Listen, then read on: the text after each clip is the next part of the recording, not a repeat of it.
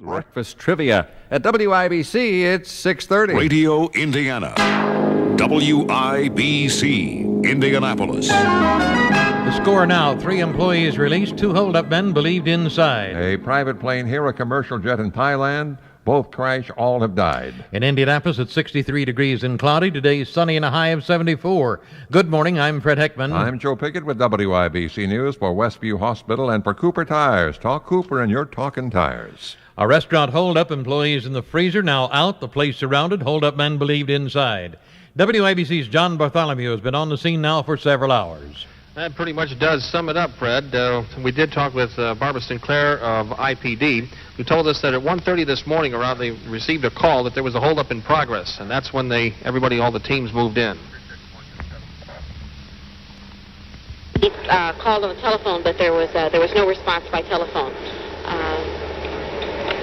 As time progressed, we decided about 4 hours had gone by. If there was someone inside that was injured or something, we couldn't wait any longer. We checked the roof, all the perimeter, still no answer. We gained entry shortly before 6 o'clock, and we did discover 3 employees that were in a freezer area.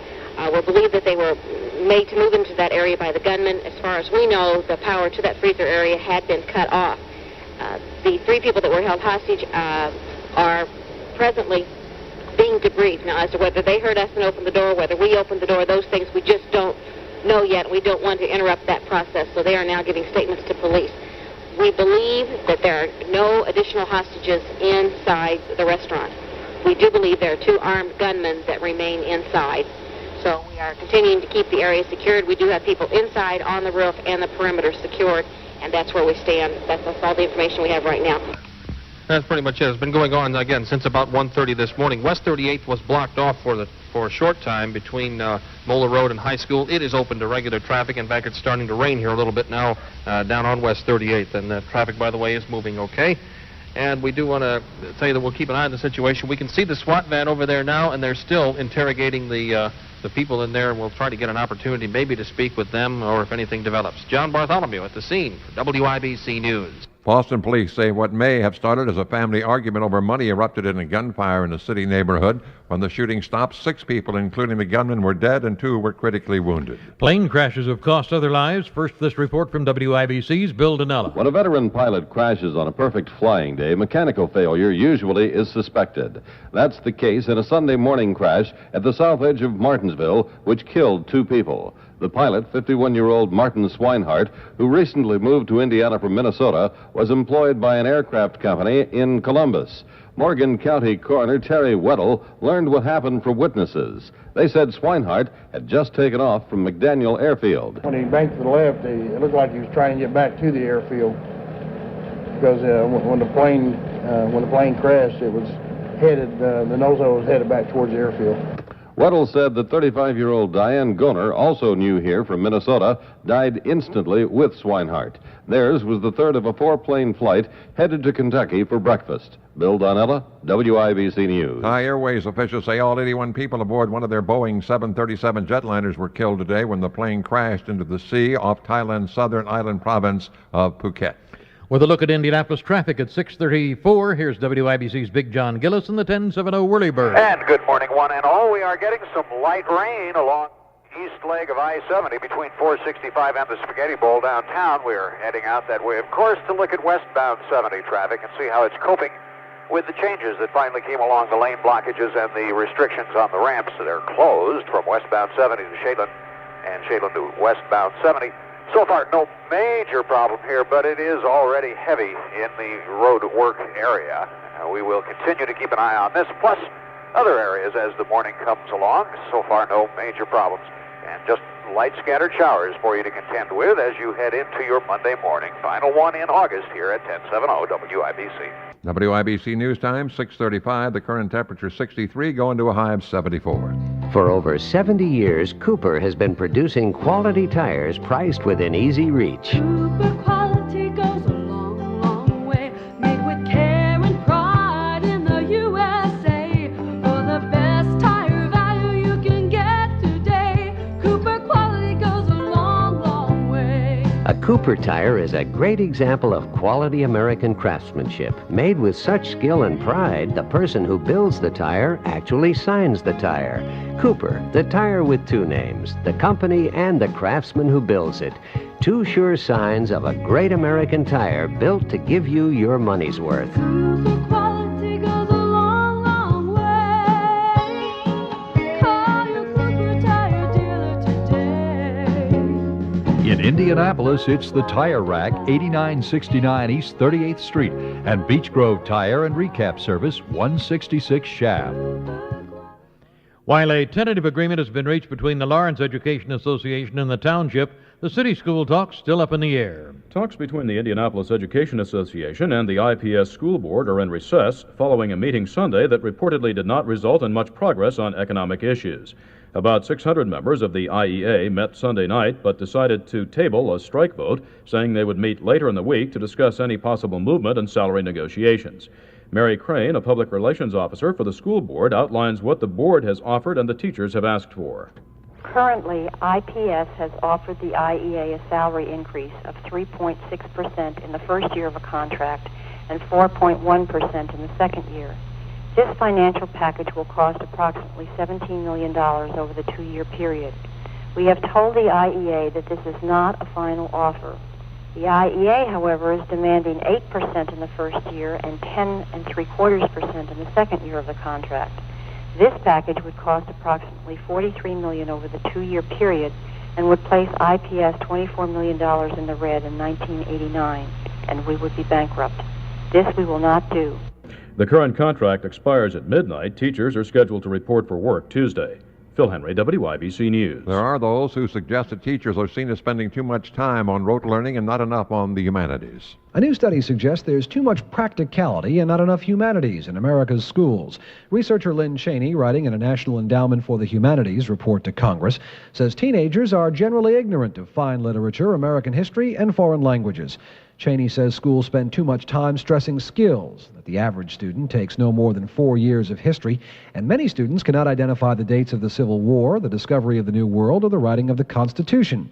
She suggests that school systems give teachers more freedom and that more aides be hired to give teachers time to study and think. Jack Sheehan, Washington. Coming up, the WIBC Color Radar Forecast, WIBC News Time, 6:38. Westview is the hospital that really feels like home. You have many choices in life, and some you may regret making. But you'll never regret choosing Westview Hospital for your medical needs or those of your family. From grandsons to grandfathers, Westview Hospital understands the particular medical problems associated with different age groups and how to treat them. At Westview, we call this healthcare through the ages. Whether you're under 8 or over 80, Westview will be there when you need them. Westview, located 1/2 mile east of Lafayette Square off 38th on Guyan Road. Westview wants you to have a long and happy life, and choosing the right health care and taking care of yourself means you'll be around to enjoy it. Westview, the right choice in health care. It's a decision you can live with. It's the right choice. People who care, Westview. In sports, the Colts face the Tampa Bay Buccaneers in the Hoosier Dome Saturday night at 7 on WIBC. Complete sports with Bob Lamey coming up at 6:45. The WIBC Color Radar Forecast, cloudy with scattered showers or thunderstorms until sunrise, then becoming sunny and cool during the day, clearing and very cool tonight, sunny and pleasant on Tuesday, high today and tomorrow in the mid-70s, low tonight near 50. Currently it's 63 degrees with cloudy skies, and I'm Joe Pickett for Fred Heckman at WIBC, the voice of news for Indiana. Now here's Gary Todd. IBC, Indianapolis. Hostages out, gunman believed inside. Iran retaliates for Iraq's bombing. In Indianapolis, it's 63 degrees and with a rain shower. Today, sunny and a high of 74. Good morning, I'm Fred Heckman. I'm Joe Pickett with WIBC News for Bank One, where you get it all and still deduct interest with Equity Money Service and for Stitzer Buick. For the past 2.5 hours, WIBC's John Bartholomew has been on the city's west side watching as the story unfolds. John, bring us up to date. Up to date, they're still searching the building right now, looking for the possibly 2 gunmen they believed inside that came into the business earlier. What we have found out to add to the story is at 1:30 this morning, they apparently came into the business and did conduct a holdup. At that point in time, The police were somehow alerted. They came and surrounded the area and the building, and then that's when this situation began. Shortly John, after. before you go, let's bring it up to date as to where exactly you are now. Okay, I'm still at the scene right here, just literally about 300-400 feet away from the Achives, watching them men going in and out of the buildings. They're That's still on West searching. 38. On West 38. On West 38th Street Right. in the 6100 block. I'm sorry, Fred.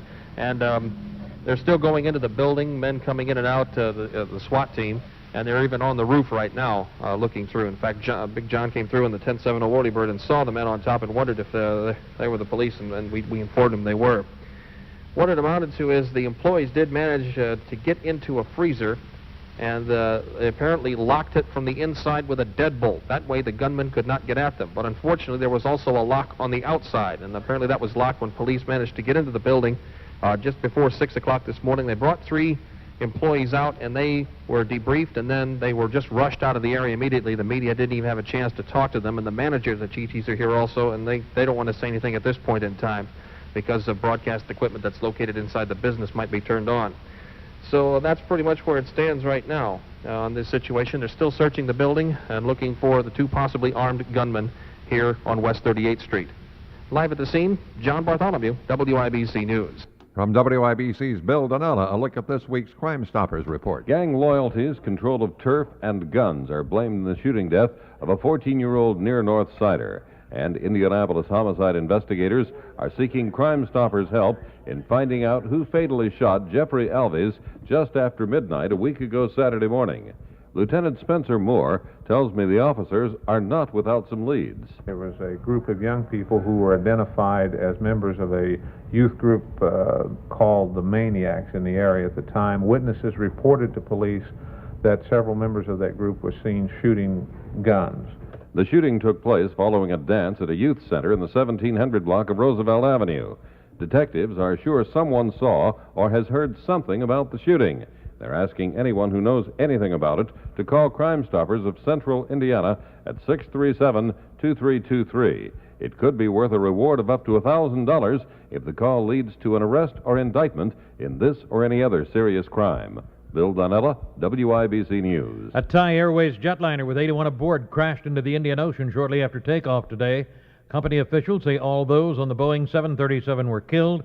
Authorities say they have no word on the nationalities of the victims. Of things that fly, success in another area yesterday. The Indianapolis Indians from the first of a 3-game series. The redesigned space shuttle rocket burned for a full 2 minutes, and when it was over, officials found no visual evidence of leakage through the critical... And with a look at Indianapolis traffic at 7:04, here's WIBC's Big John Gillis in the 1070 Whirlybird. We have some scattered showers mainly on the east side of town that will affect your driving this morning. We have road work finally. Barricades up westbound 70, cutting it down to 2 lanes at Shadeland, also closing the on and off ramps for Shadeland. And a report of an accident now at about the 66-mile marker of I-70. That'll put it out in the Plainfield area. We'll be watching traffic, helping you throughout this morning at Gary's Place with Gary Todd. Big John Gillis in the WIBC 1070 Whirlybird. WIBC News Time, 7:04. The current temperature 63, going to a high of 74.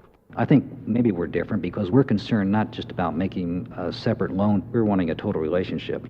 Dick Alsop, Vice President and Consumer Loan Manager, Bank One. We hope to make the loan to him, and maybe we make the next loan to his son or daughter. Maybe it's an education situation.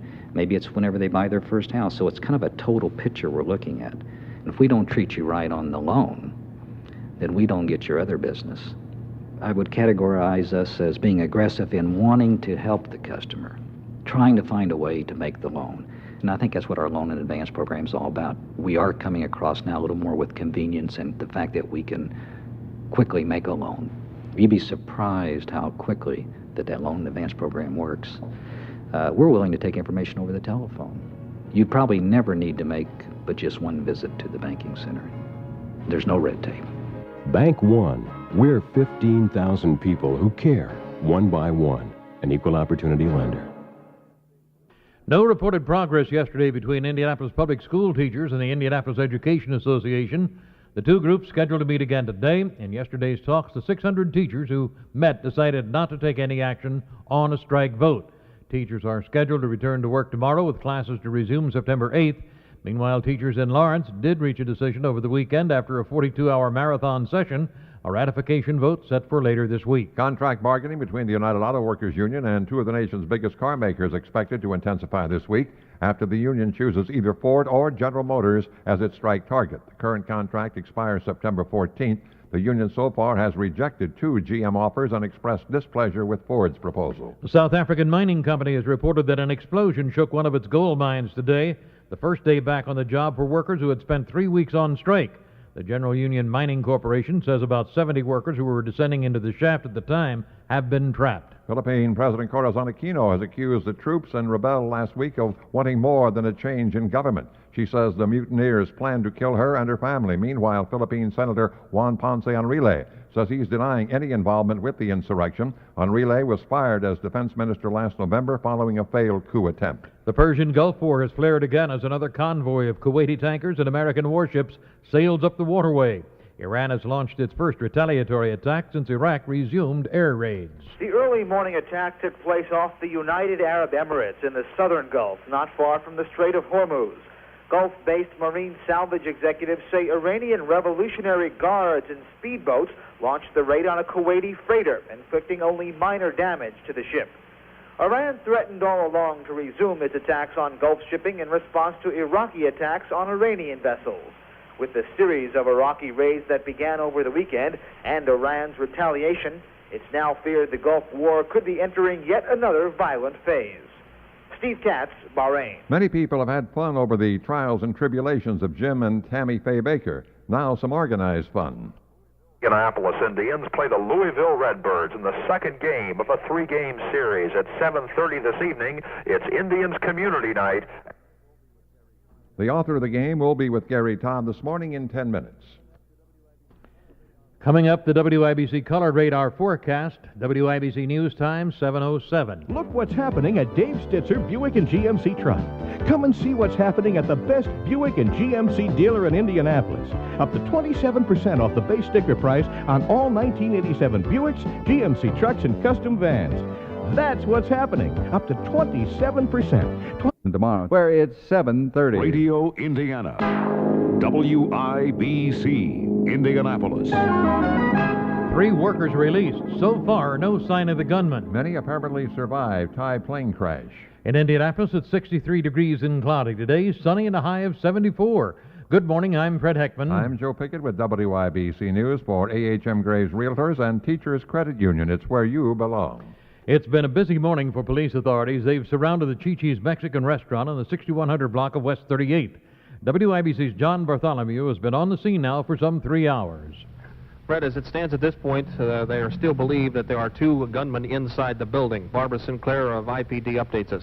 We found some articles, we found some clothing, and we have found the money bag in a particular area inside, and we are comfortable with the fact that the 2 men are still inside the building. There are a couple of measures that we're going to try very quickly, hoping to bring this to an end. And those measures we really can't go into over the air, as they may believe that the gunman may either have radio and TV inside the building at this point in time. We can tell you that they do want to resolve the situation pretty quick, as employees of Chi-Chi's are arriving here on the scene that apparently aren't aware John, of what had happened. Just how big is that restaurant? Just what are the size of the facilities there? It's pretty rough to say from the angle I'm at, but I know they usually have 3 big rooms in there at least, sometimes 4, and also a kitchen area. And other storage areas as well in the restaurant. They've gone through those steady. Well, that's what I'm asking. I guess maybe that's what I'm asking. They have gone in. The employees were released, and they didn't see any. There is places for people to hide in there. Yeah, there are other places other than the actual rooms that they're hiding in. Again, we really can't go into it too much over the air just yet, Fred. Okay. That's how it stands. And again, the 3 hostages were released. Apparently, we did find out they were inside the cooler area or freezer area. They managed to shut that off so they wouldn't freeze, and they were in there since 1:30 this morning until about 6 o'clock. When the robbery went down, they apparently deadbolted the door on the inside so they couldn't be harmed. And that's, and then when the police got in, they managed to get them out, and then they whisked them downtown for more questioning. So they were in good condition? Yeah, one woman was visibly shaken. She was in tears, and the other 2 men employees, they were employees there for each of them at least for 3 years. So that's how the situation stands here on West 38th. I'm John Bartholomew. A survivor of a shooting rampage in Boston says the gunman was retaliating against family members who'd accused him of stealing. The attack in Boston's Dorchester section left 6 people dead, including the gunman, who shot himself after a 2-hour standoff with police. It was the worst mass killing in the city in almost 15 years. A Thai Airways jet crashed into the sea today off Thailand, and the airline's director says many of the 83 people who were aboard apparently have survived. In Indiana, a small plane crashed. A report from WIBC's Bill Donnella. 2 new Hoosiers from Minnesota have lost their lives in a single-engine plane crash just south of Martinsville. 51-year-old Martin Swinehart, the pilot, and 35-year-old Diane Goner had just taken off from McDaniel Field en route to Kentucky for breakfast with 3 other plane loads. Those in the second plane saw Swinehart's bank to the left, then drop into a field. Morgan County Coroner Terry Weddle described the scene. There's a cornfield, and there was only about 30 yards of corn taken down, so I'd say he probably came in on his belly. A card in Swinehart's pocket indicated he worked for a Columbus aviation company, which means he probably was an experienced pilot. The crash site was just 300 yards from the airfield and just west of Martinsville's disposal plant. Bill Donnella, WIBC News. And with a look at Indianapolis traffic at 7:33, here's WIBC's Big John Gillis in the 1070 Whirlybird. We are doing very well this morning, all things considered. The scattered showers, which have left many road surfaces, especially on the east side, wet, and the restrictions on I-70, eastbound and westbound 70 at Shaylin down to 2 lanes only, and the ramps on and off of westbound 70 at Shaylin are shut down. All this till December 1st. We'll be with you throughout the morning at Gary's Place with Gary Todd. I'm Big John Gillis in the WIBC 1070 Whirlybird. WIBC News Time, 7:34. The current This is temperature Tom 63. Osborne, president of AHM Graves Realtors. You've probably heard me say before, Graves is a back-to-the-basics company. We do business the old-fashioned way. We don't wait for business to come to us. We go out and knock on doors and make it happen. We sell more homes for one reason. We work harder. It's all part of our basic philosophy. We have an excellent training program, and we consistently do what we call our homework. Believe me, the training, the homework, and going out after business is showing great results. Last week, we received our report card for the first 7 months. Graves represented more sellers than any other company in the state. I'm also proud to report Graves represented more buyers than any other company, too. A new sales office at Keystone at the Crossing and a new sales office at 9300 North Meridian brings our total to 13, more than any other company. Results? You bet. Graves is #1 in Indiana. AHM Graves Realtors, the real estate company. While a tentative agreement has been reached between the Lawrence Education Association and the township, the city school talks are still up in the air. Talks between the Indianapolis Education Association and IPS are in what negotiators term a recess, following a bargaining session Sunday and a mass meeting by teachers Sunday night. Teachers decided to table a strike vote for the time being, agreeing to meet later in the week to discuss any possible movement in the talks. Economic issues continue to be the major stumbling point, but Mary Crane, a spokeswoman for IPS, says there are non-economic issues as well. Several non-economic issues remain unsettled. The IEA proposes that decisions on teacher promotions and filling job vacancies be made on the basis of seniority without comparing the qualifications and performance of applicants. Currently, IPS considers seniority as well as class qualifications and job performance. To rely exclusively on seniority goes too far toward eliminating quality and ability as a consideration in filling positions. IPS will not agree to do anything to reduce their importance as factors in making such decisions. Teachers are scheduled to return to work Tuesday, with classes set to resume September 8th. The current contract expires at midnight. Phil Henry, WIBC News. Today is the day the United Auto Workers Union announces whether General Motors or Ford will be struck should contract talks with the top 2 U.S. automakers fail. A meeting of several hundred UAW leaders from around the country is being held in Detroit today for briefings on the status of the talks to replace agreements that expire September 14th. Aircraft workers in Israel have greeted news of a scrapped fighter plane project by burning tires and blocking intersections. The demonstrators have been angered by the Israeli cabinet's decision to end the Lovey fighter program. The cabinet chose an American-made F-16 fighters instead. The decision will mean layoffs in Israel's aviation industry. A South African mining company reports an explosion has trapped about 70 workers at a gold mine in the Orange Free State. The General Union Mining Corporation says rescue efforts are taking place, but says no contact has been made with the trapped miners. There's been no immediate word on what caused that blast. Shipping sources in the Persian Gulf region say Iran has retaliated for Iraq's weekend bombing raids by attacking a freighter in the southern Persian Gulf. The attack reportedly is made by an Iranian speedboat. The ship suffered minor damage. You're probably used to using those automatic teller machines instead of waiting in bank lines. Now, Postal Service officials are thinking of using similar machines to sell stamps and weigh packages at post offices.